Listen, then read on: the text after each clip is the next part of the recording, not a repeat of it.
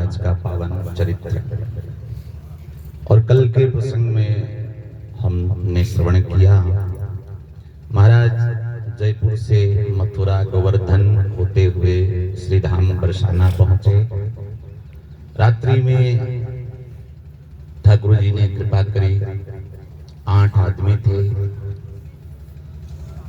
ओंकारदास जी को छोड़ करके, क्योंकि उन्होंने ब्रजवासियों की सेवा लेने से मना कर दिया,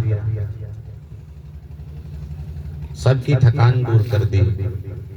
और सुबह उनको ज्ञात हुआ, गोसाई जी महाराज ने जब बताया कि हमने किसी भजीटा को यहाँ नहीं भेजा था, तो सब पुलकित हो गए, रोम रोम पुलकित हुआ। ऐसे श्री ठाकुर जी जो हैं अपने भक्तों के लिए विभिन्न लीला विलास किया करते हैं, उनको सुख देने के लिए। तो हमने ये इस प्रसंग पर विचार किया कि ब्रज का जो भगवान है, ब्रज का ठाकुर है कृष्ण, वह कभी भी अपने को भगवान नहीं मानता। ब्रजवासियों को, जिसमें नंद बाबा, यशोदा, गोप गोपीजन सारे ही हैं, किसी को इस बात का एहसास नहीं होने देता कि मैं भगवान हूं। उनको वह परम पावन रस प्रदान करना चाहते हैं ठाकुर, इसलिए ऐसी लीला करते हैं। तो जब से सरस माधुरी जी महाराज को भजीटा के छद्म वेश के रूप में ठाकुर जी ने दर्शन दिए, उसके बाद उनकी प्रत्यक्ष दर्शन की लालसा तीव्र होती गई और उनके प्राण विरह की अग्नि से छटपट करने लगे। और तब महाराज सरस माधुरी जी के हृदय से जो शब्द निकले, यह जो हम आचार्यों की वाणी गाते हैं, यह कोई दिमाग की रचना नहीं होती है। ये कविताएं, ये पद दिमाग लगा करके नहीं लिखे जाते हैं, ये उनके हृदय के शब्द हैं। और शब्द का आविष्कार हमेशा हृदय ही करता है, मस्तिष्क कभी नहीं कर सकता। मस्तिष्क बम बना सकता है, पर शब्द का आविष्कार हृदय से होता है, क्योंकि शब्द ब्रह्म होता है। इसलिए ये उनकी अनुभव वाणी है। जोड़ तोड़ करके चौपाई दोहा कविता नहीं लिखी जाती है। तो उनका हृदय पुकार रहा है।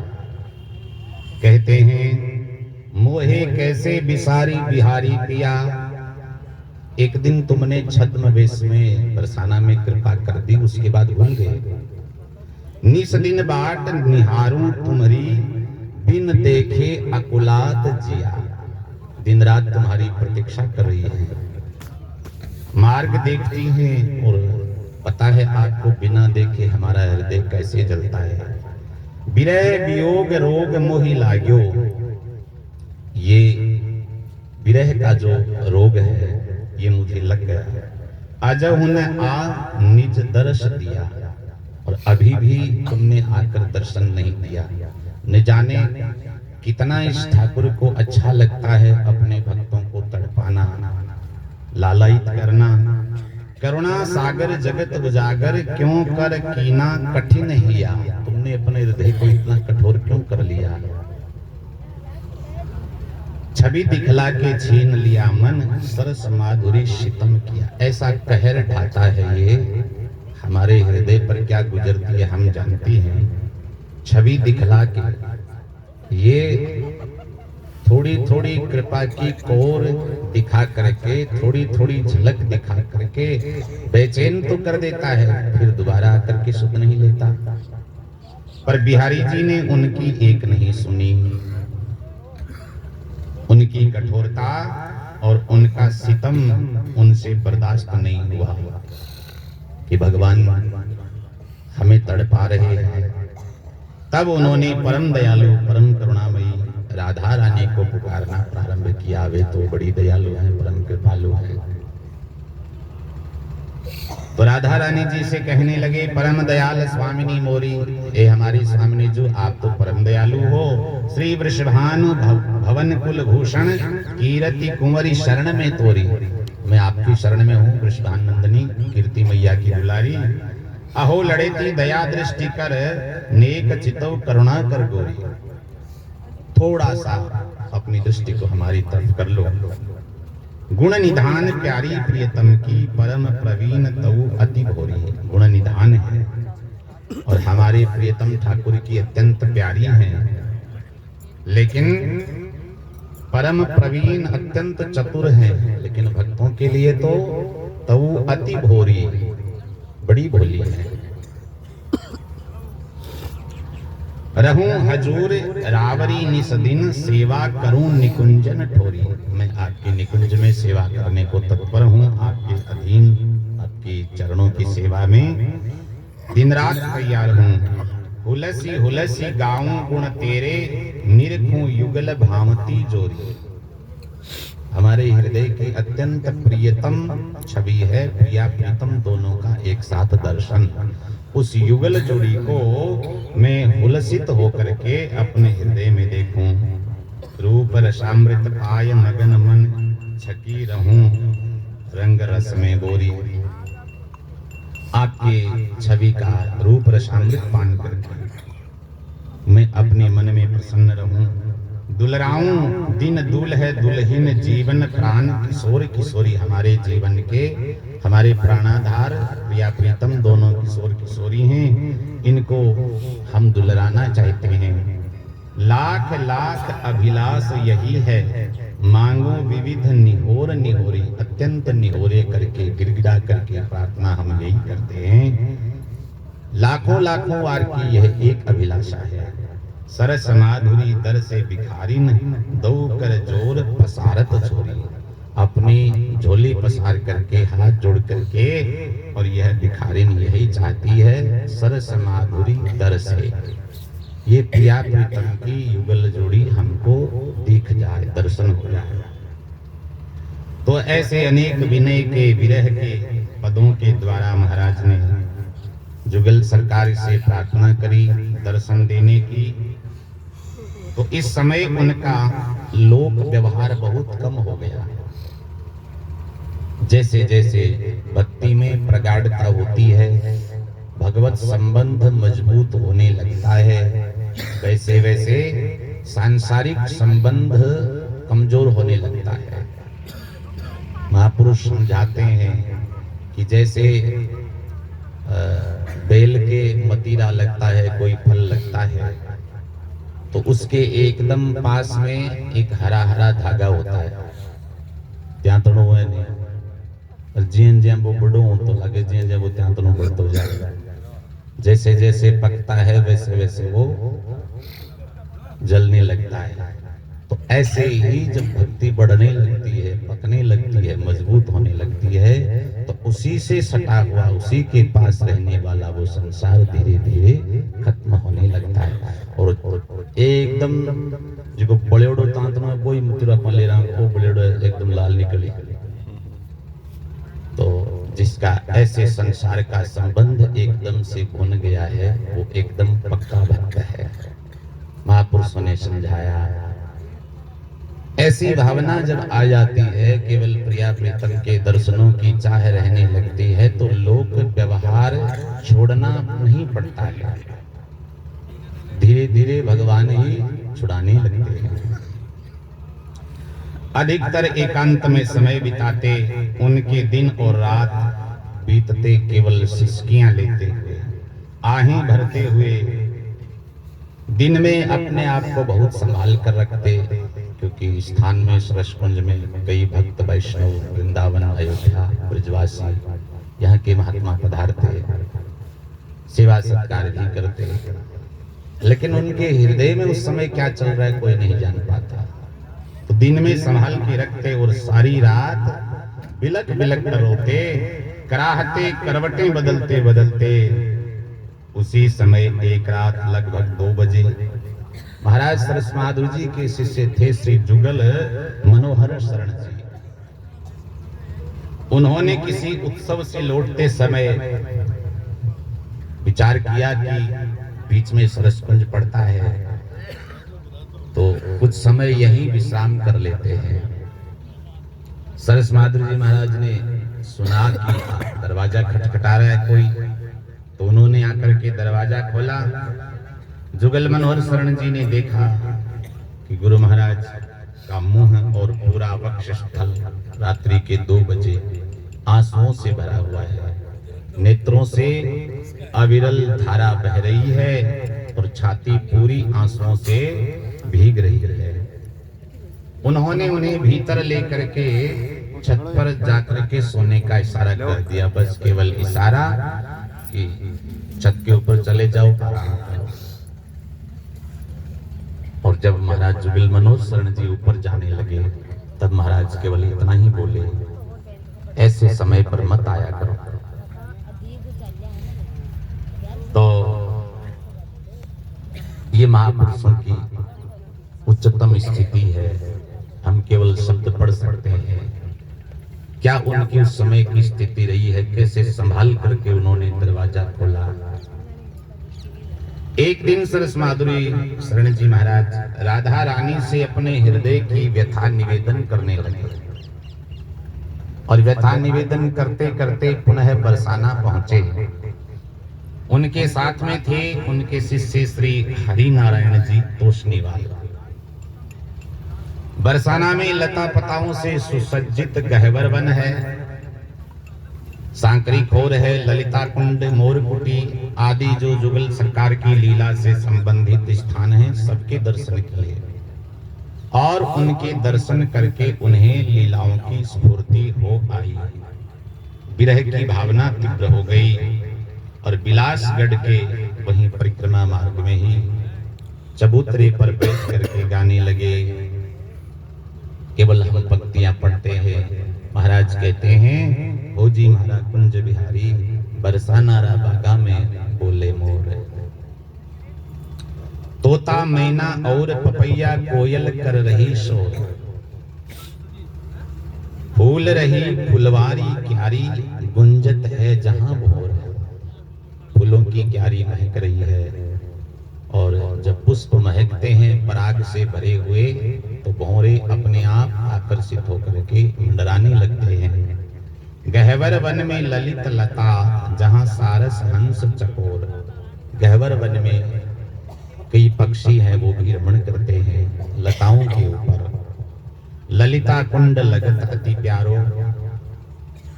ललिता कुंड बहुत सुंदर है, उसमें जल हिलोरे मार रहा है, ले रहे हो नीर हिलोर।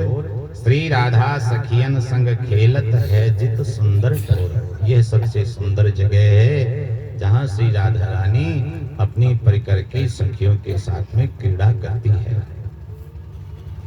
बेगा आई जो भूलन जाजो जहां सांकरी खोर।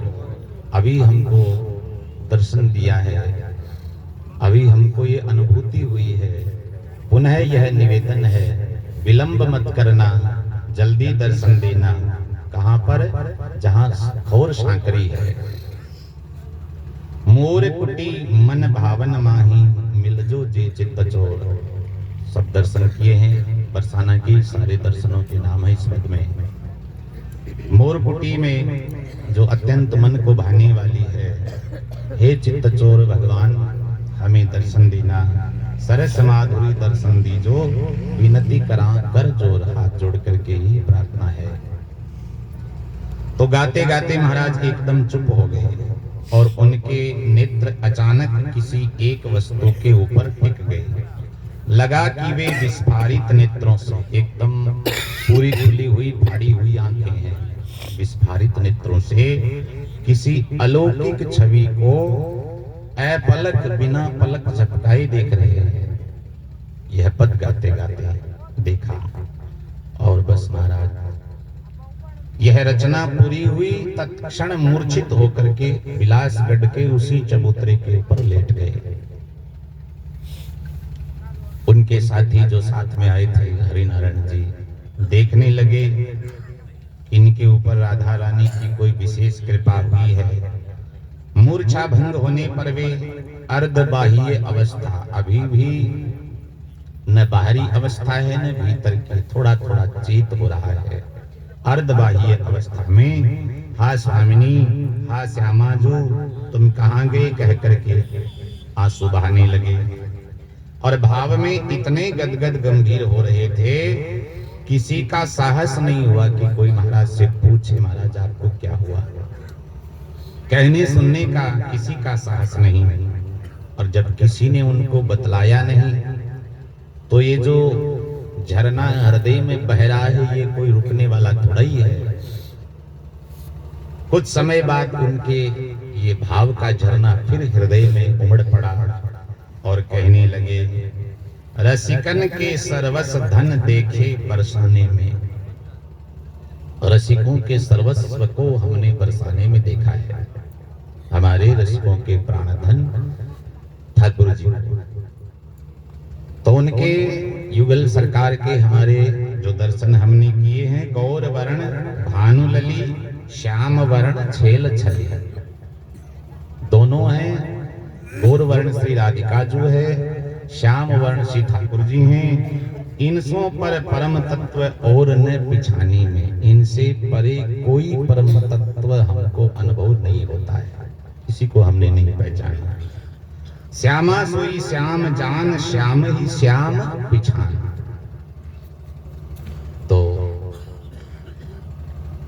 केवल लीला के लिए एक ही तत्व ने दो देह धारण किया है, राधा कृष्ण भिन्न नहीं है। इसलिए अब राधा कुंड में नहा करके श्याम कुंड में नहाना है कि श्याम कुंड में नहा करके राधा कुंड में नहाना है कि 3 बार नहाना है, बस इधर से इधर डुबकी चल रही है। क्यों? क्योंकि महाराज वही सारे भारत भर के संपूर्ण पवित्र तीर्थों को राधा रानी के कहने से ठाकुर जी ने कृष्ण कुंड में प्रकट किया, वही संपूर्ण भारतवर्ष के सभी तीर्थों को राधा रानी ने अपने कंगन से राधा कुंड खोद करके प्रकट किया। तो चलो आपके लाए तीर्थों में हम स्नान करते हैं, ठाकुर जी इसमें डुबकी लगाते हैं, राधा रानी इसमें डुबकी लगाते हैं, और यही परंपरा आज हम निर्वहन करते हैं। तो दोनों एक ही तत्व है। श्यामा सोई श्याम जान, राधा ही कृष्ण है, कृष्ण ही राधा है। जल तरंग जो अभेद, जल और उसकी तरंगें अलग नहीं होती है, दोनों का अलग अस्तित्व नहीं है। एक रूप जाने में मम जीवन युगल जान, इन्हीं में बसे प्राण, मेरे तो युगल ही प्राण है, इन्हीं में मैं बसा हूं, इन्हीं से मेरा अस्तित्व है। दया के निधान यही हिय माही आने में, मैंने हृदय में केवल इनको ही रख रखा है। और जब हृदय इनसे परिपूर्ण है तो दूसरा कोई कैसे आ सकता है। रहीमदास जी कहते हैं ना, भरी सराय रहीम लखी पथिक आप फिर जा।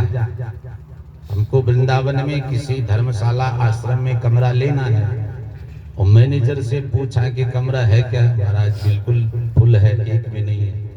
तो दरवाजे से ही लौटते हैं कि नहीं लौटते हैं? तो सराय मानी धर्मशाला। भरी सराय रहीम लखी पथिक आप फिर जाए, अपने आप चला जाता है। तो हृदय में जब ये पहले से विराजमान है तो दूसरा अपने आप बाहर बाहर ही लौट जाता है। सरस माधुरी स्वरूप सुंदर अद्भुत अनूप, राधा श्याम शोभा धाम इष्ट देव माने में। हमने तो गुरु महाराज ने ऐसा ही बताया, इसलिए इनको ही अपना इष्ट माना है। दूसरी बार महाराज वृंदावन गए, झालरिया वाले गेंदीलाल अग्रवाल और उत्तम चंद ये उनके शिष्य थे, इनके साथ में गए और किशोर वन के व्यास घेरे के अंदर इन्होंने विश्राम किया। रात्रि के समय जब सभी सो गए तो वे रास मंडल के चबूतरे पर जा बैठे और गाने लगे, किशोरी यह दुख कासों कहिए। किससे कहें? अब आपसे आगे कोई सत्ता भी नहीं, जहां जाकर निवेदन करें। अपनी भूल सूल समसालत समझ मन ही मन रहिए, तुमसी स्वामिनी छाड़ छबिली शरण कौन की जइए। आपकी शरण छोड़ करके अब जाएं तो किसके पास जाएं, किससे कहें हम अपनी पीड़ा को। चूक क्षमा कर कुंवर कृपा निधि, टहल महल बतलाइए। अगर हमसे चूक भई है तो क्षमा करो, पर अपने महल की टहल हमको प्रदान कर दो कृपा करके। श्री सुख सखी चरण दासी की, जान पाह मम कही। यही आचार्यों के अनुगत्य की उपासना है, स्वतंत्र नहीं है। श्री सुख सखी चरण दासी की, जान बाह मम कहिए। उसी की बाह पकड़ी जाती है जो आचार्यों के अनुगत्य में भजन करता है। सरस माधुरी शरण राखिए, और कछु नहीं चाहिए हमको, और कुछ नहीं चाहिए, शरण में ले लो। कहने लगे फिर से किशोरी राधे, कब मोहे कुंज बुलाओगी, निज वृंदावन रंग महल में अविचल वास बसाओगी। आपके नित्य निकुंज अमर लोक श्री धाम वृंदावन में हमको सदा सदा के लिए वास प्रदान कर दो। सेवा फूल श्रृंगार सलोनी मेरे हाथ कराओगी, ये हमारी इच्छा है कि अपने हाथों से हम आपकी ऐसी सेवा करें। अतर सुगंध अंग अलकन में, आपके बालों में हम इत्र सुगंधी आदि की सेवा करें। मोह कर कबे लगाओगी, मेरे हाथ से ये कब लगवाओगी आप। सामा मधुर करो में अर्पण हितसों भोग लगाओगी। विविध प्रकार के सुंदर व्यंजन पकवान भोग के रूप में मैं आपको अर्पण करना चाहती हूँ, कब आप हितसों ये भोग स्वीकार करोगे। श्री यमुनोदक शीतल सुंदर, यमुनोदक यमुना जी का जल सुंदर ठंडा, ये मैं स्वर्ण झारी में भर करके आपको पिलाऊं, कब ये आप पान करोगे। रचि रचि देवों सरस रस बीरी प्रेम प्रीत कर पाओगे।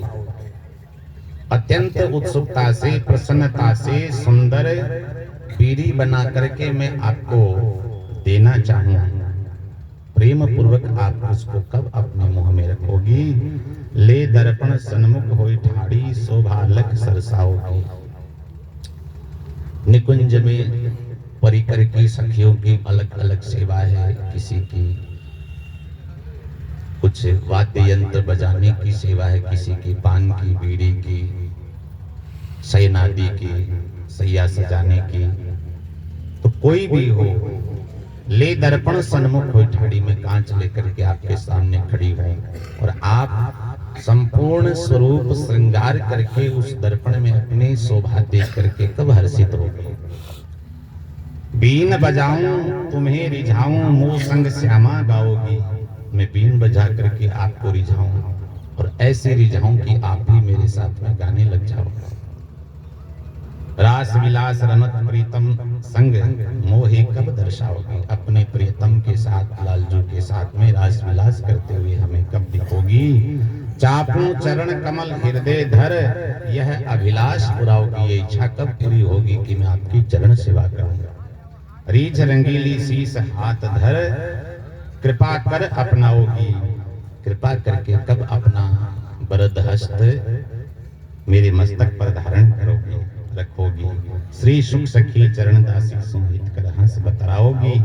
बल देवी संग सरस माधुरी, निज छवि छकन छकाओगी। बस हमारे जीवन को धारण करने का यही सर्वोपरि लक्ष्य है कि हम हमारे गुरु आचार्यों के साथ उस निकुंज में उनकी कृपा से आपके संपूर्ण महल के दर्शन कर लें और उसमें कोई टहल प्राप्त कर लें। ऐसी कृपा आप हमारे ऊपर कब करोगे। तो महाराज बहुत से ऐसे अपने भाव सुमन राधा रानी के चरणों में श्री सरस माधुरी शरण जी महाराज ने प्रकट किए हैं।